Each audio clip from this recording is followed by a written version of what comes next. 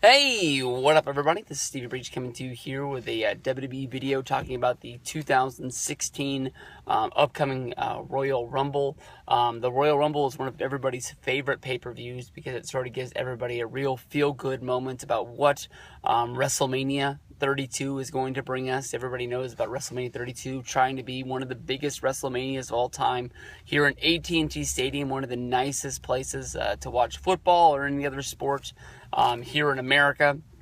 Even though it's not the newest stadium, it still is the one that everybody tries to sort of copy and paste when it comes to building new stadiums and putting things together here. So there's a lot of expectations on WrestleMania. But when it comes to the Royal Rumble, they give away 30 spots. Everybody knows there's 30 wrestlers in WWE, but there's not really 30 wrestlers that are in the WWE title picture. And since the early 90s, that is sort of the gimmick that they've always worked into the Royal Rumble, is giving away the WrestleMania title shot.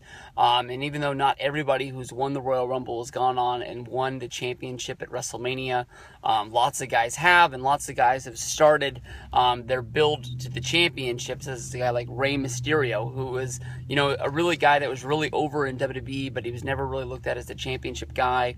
He won the Royal Rumble. He would go on and he'd beat Kurt Angle and Randy Orton at WrestleMania, and that would set up him, becoming the World Heavyweight Champion, even though his run wasn't that good. If it wasn't for the Royal Rumble win, he never would have been in that place to begin with. But everybody always looks at this as a spot for people to return to WWE. If you go back to 2002, that one strikes my mind because of WCW closing and, people looking at places to sort of do an uprising of new wrestling companies such as TNA, or they did that one down in Florida with Jimmy Hart, which was sort of like a real WCW knockoff. WWE took the Royal Rumble to bring in Mr. Perfect and Goldust to return to WWE. And every year, you go to the 2000 and I can't remember if it was 2011 or 2012. They used it as the returns of Booker T and Kevin Nash, killing off the main event Mafia angle of TNA. And, they both had big runs there. Booker T became one of the lead announcers. Now he's still there. He's become a member of the Hall of Fame. So is Kevin Nash. He had some sporadic matches, along the way. He had the TLC match against Triple H, and he's been in a few Rumbles here and there. They've sort of just used him as a legend, I guess you can say, since bringing him back, sort of ending his career on a high note. But, this year with the Royal Rumble, it's like none other.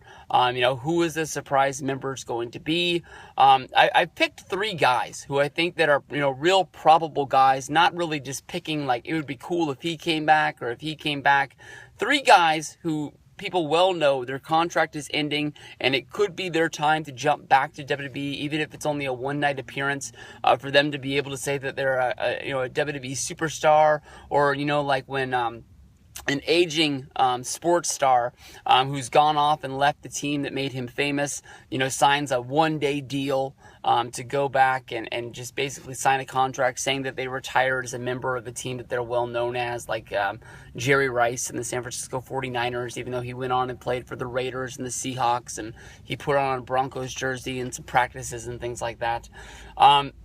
The thing about it is, I wonder if they're going to do all three of these at once. It might just be one of these guys. It might be two of these guys.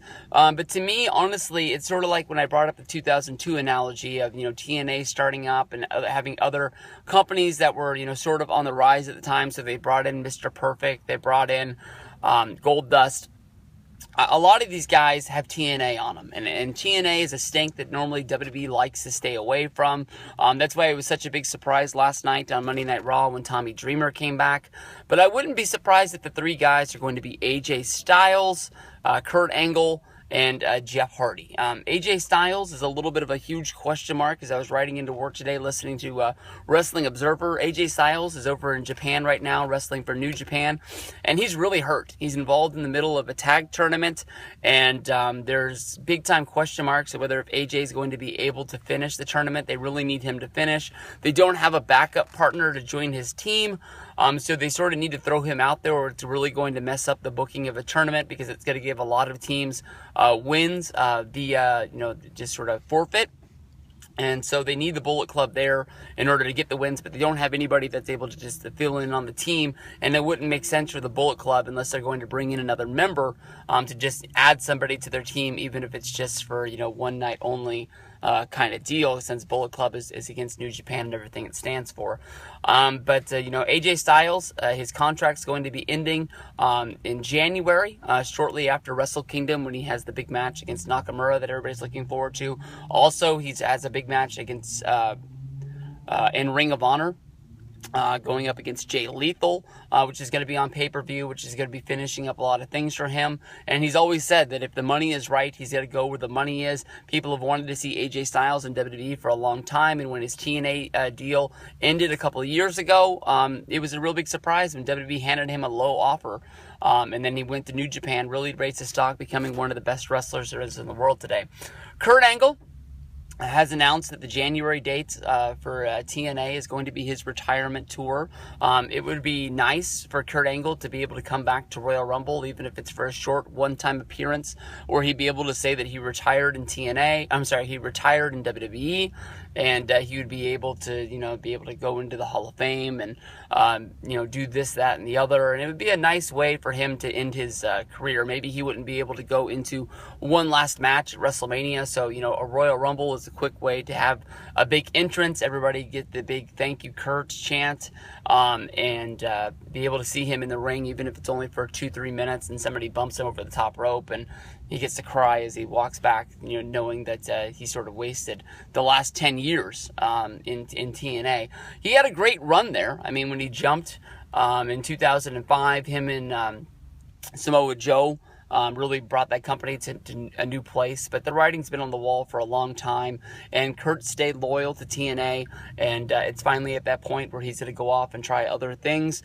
There's rumors out there maybe him having a match for Bellator to be able to scratch the itch of being an MMA fighter. That might do it, but maybe Vince ups the offer and Kurt takes the money and he ends up signing with WWE instead. The last guy is Jeff Hardy. His deal is going to be ending with TNA as well.